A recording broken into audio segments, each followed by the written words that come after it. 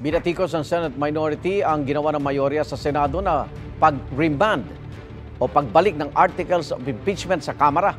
Tila pag-iwas daw ito sa pagtupad sa kanilang tungkulin.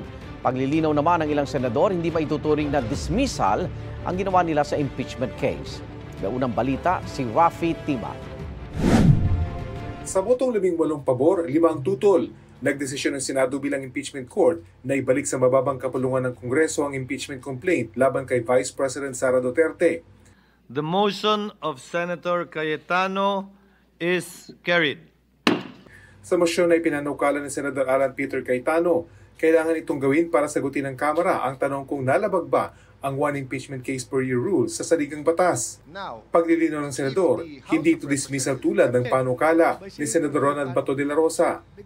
I think most of us do not want to dismiss it, but agree na we have to look into the fact na kung totoong, or we can look into the facts kung totoo hindi na violate yung Constitution. So this is a compromise that will not delay and will even help the 20th Congress. Pero para kay De La Rosa, malinaw mang nakasaad sa inaprubahang motion na hindi ito dismissal. Halos ganun na rin daw ang epekto nito. Parang ganun na rin yun, para sa akin ha. Kasi the House of Representatives should attest that they did not violate the one-year bar rule.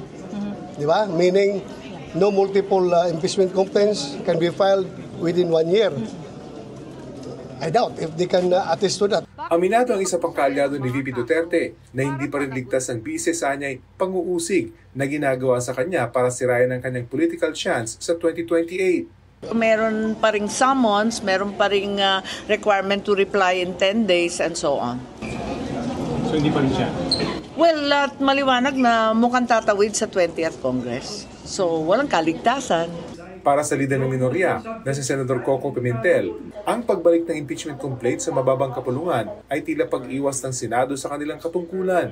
Dahilan para posible itong questionin ng mga hindi sang-ayon sa desisyon ng impeachment court. Kaya nga sabi ko, why are we adopting a motion na may ambiguous language? Alam mo nyo na, pag may ambiguous language, you're inviting a court case. Against Vice President Sara. In-adjourn ng presiding officer na si Senate President Chis Escudero ang pagdinig ng impeachment court at i-announce na lang daw nila ang susunod na pagdinig na posibleng mangyari sa susunod na Kongreso. Hearing is hereby adjourned. Ito ang unang balita. Rafi Tima para sa GMA Integrated News. Igan, mauna ka sa mga balita, mag-subscribe na sa GMA Integrated News sa YouTube para sa iba't ibang ulat sa ating bansa.